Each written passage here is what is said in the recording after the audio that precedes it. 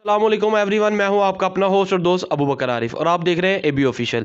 जैसे कि मैं मुख्तलिफ वीडियोस बनाता हूं, आज मैं अपनी वीडियोस में आपको दिखाऊंगा और बताऊंगा। आज मेरे साथ मौजूद हैं सीनियर सहाफ़ी, जर्नलिस्ट, शोबिस के सहाफ़ी, शोबिस के बेताब बादशाह शजरुद्दीन। तो आए पूछते हैं शजरुद्दीन से कि शजरुद्दीन साहब अपनी ज़िंदगी का कोई खूबसूरत हमें वाक़या सुनाएंगे और इनसे पूछेंगे कि इन्होंने सारी ज़िंदगी शोबिस में गुजारी है और किस तरह गुजारी है और अपनी ज़िंदगी के कौन से खूबसूरत लम्हात हैं। आइए इनसे पूछते हैं। अस्सलाम वालेकुम। वाह साहब, कैसे हैं अबू बकर? ठीक हैं आप? मैं ठीक ठाक। अच्छा शजर साहब, मुझे कोई अपनी ज़िंदगी का खूबसूरत सा वाक़या सुनाएं।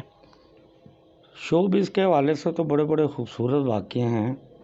और मैं आपको आज से कोई 26-27 साल पहले का एक वाक़या सुनाता हूँ। ओपन एयर बाग जना एक थिएटर है, अभी है माशाल्लाह, काफ़ी पुराना है। वहाँ पे एक ड्रामा, स्टेज ड्रामा था जिसमें खालिद डार, अमानुल्लाह साहब और दीगर सीनियर जो हमारे थिएटर से वाबस्ता फ़नकार थे वो परफॉर्म कर रहे थे एक ड्रामे में। उसमें ना खालिद डार साहब एक बड़ा खूबसूरत जुमला बोलते थे और उन्होंने सबको वहाँ पे चैलेंज किया, अमानुल्लाह साहब को भी किया, दूसरे आर्टिस्टों को भी किया और बल्कि उस पर इनाम रखा कि अगर आप इसको, मैं 10 मरतबा कहता हूँ, अगर आप एक मरतबा भी इसको बोल दें तो मैं आपको ना इनाम दूंगा। वो इतने सीनियर आर्टिस्ट थे अमानुल्लाह वगैरह, तो उनसे नहीं बोला गया। मैं उस ड्रामे को जब मैंने देखा तो वो एक कंटिन्यूटी थी, डेली रोज़ाना की बुनियाद पर उन्होंने यही सवाल करना होता था आर्टिस्टों ने और उनको कहना होता था कि आप बोलें, चैलेंज करते थे तो वो नहीं बोल पाते थे। तो मैं उसको जब मैंने फर्स्ट डे देखा तो मैंने बड़े गौर से उनके वो लफ्ज़ सुने। मैंने बोलने की कोशिश की, मैं घर आया, मैं पूरी रात सोया नहीं और मैंने बड़ी कोशिश की, लेकिन वो मैं थोड़ा थोड़ा उसको ना सीख गया बोलना। फिर मैं अगले दिन गया, फिर मैंने पूरा ड्रामा देखा सिर्फ वो इतने से क्लिप के लिए। तो मुझे वो ड्रामा 16 दिन का ड्रामा था और मैंने वो 16 दिन ही जाके ड्रामा देखा। वो फ़िक्रा पता क्या था? चीप टाक दम पुख्त कड़म्बा कुर्ल को शख्सिम्बा कुर्ला चपन कनीत कलोड़ो। अच्छा, जब वो मतलब खालिद डार साहब ने जब लास्ट डे फिर उनको चैलेंज किया तो फिर ऑडियंस में से ना, क्योंकि दोस्त तो वो मेरे थे, उस टाइम भी मैं जर्नलिस्ट था, तो फिर मैंने ना खालिद डार साहब को कहा कि यार मैं 16 दिन हो गए ने तेरा ड्रामा देख रहा, इन्हों को तो नहीं बोलिया गया तेरे दोस्तों को, तो चल मैं चैलेंज करना तेन, मैं बोल के दिखाना, ठीक है? नहीं कि जेड़ा तू इनाम इन्हों देना ना तो मैनू दे। फिर उत्ते बोलिया ऑडियंस च, कहता मैं क्या मैं स्टेज पर नहीं आवांगा, मैं उत्ते खलो के ऑडियंस च बोलांगा।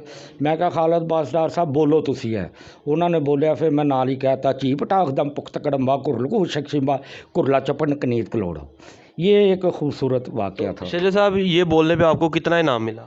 उन्होंने मुझे 1000 रुपया इनाम दिया था उस टाइम। 1000 रुपया उस टाइम पे? 1000 1000 रुपया इनाम दिया। अच्छा शजर साहब, मुझे ये बताएं कि आपने क्या शुरू से आपका पैशन था कि आपने सहाफ़त में ही जाना था? हाँ बिल्कुल, शुरू से ही था। स्टूडेंट लाइफ में जब मैंने मैट्रिक से शुरू कर दिया था। मुझे शौक़ था बड़ा, मैंने क्राइम भी किया है, मैंने हेल्थ भी की है। जब फिर मैं थक गया था ये दूसरी बीटों में काम करते करते, फिर मैंने सोचा यार ग्लैमरस की दुनिया को अपनाते हैं। वो ग्लैमरस की जब मैंने दुनिया को अपनाया तो उसमें सारा कुछ आ गया। आप अगर देखें तो क्राइम भी इसी ग्लैमरस की दुनिया में से निकल आता है, सारा कुछ निकल आता है। तो फिर मैं मतलब शोबिज़ मैंने बीट की और आज तक माशाल्लाह वही कर रहा हूँ।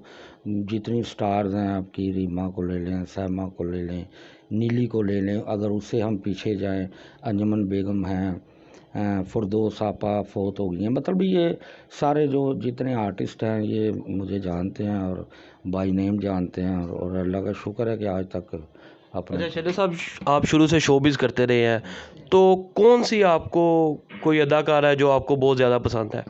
पाकिस्तान में कि इंडिया में? पाकिस्तान में। पाकिस्तान में एक्टिंग के हवाले से तो सबिया भाभी बहुत अच्छी थी, रीमा बहुत अच्छी न्यू जनरेशन से थी और महविशियात जो हैं वो भी बहुत अच्छी हैं। हर मतलब वक्त वक्त के साथ जो है सारी अच्छी हैं। देखिए अंजुमन ने बहुत अच्छा अपना टाइम गुजारा, आसिया बेगम आई, नीली आई, उन्होंने बड़ा अच्छा गुजारा।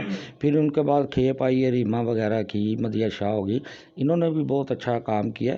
और थिएटर पे आप देख लें कि नरगिस आई, नरगिस ने बहुत अच्छा काम ना, लेकिन उनके ऊपर एक वक्त होता है, इनका एक टाइमिंग होती है कि कितने कितने टाइम में इन्होंने अपना अच्छा, ये अदाकारा कौन सी अदाकार मेहनत करके ऊपर आई और कौन सी जो है वो वैसे ही ऊपर आ गई, इसका क्या कहेंगे आप?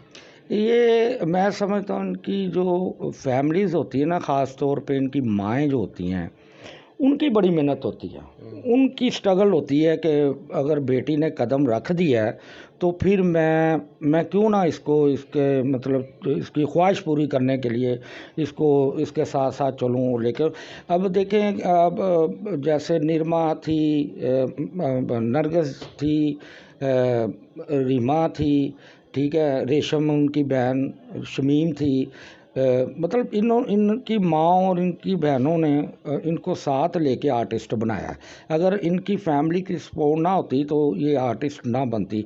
हाँ, आज की जो अगर आप बात करें थिएटर की, लड़कियों की बात करें, वो तो मतलब आज रिक्शे में आई हैं तो कल वो प्राडो में है, बिल्कुल। ठीक है ना। अब उनके पास प्राडो कैसे आती है, ठीक है ना। रिक्शे में तो जब फर्स्ट डे वो आती हैं बेचारी, उनके पास किराया नहीं होता था, ठीक है ना। तो अगले दिन देखें उनके पास प्राडो आ जाती है, महीने के बाद प्राडो आ जाती है, गाड़ी भी मिल जाती है। अभी इसके पीछे क्या लॉजिक है, ठीक है नहीं, ये तो शेर साहब, कभी जवानी में आपको इश्क हुआ? इश्क इस फील्ड में रह के तो मैं समझता हूँ कि बेवकूफ़ी है कि आप इस फील्ड में इश्क करें।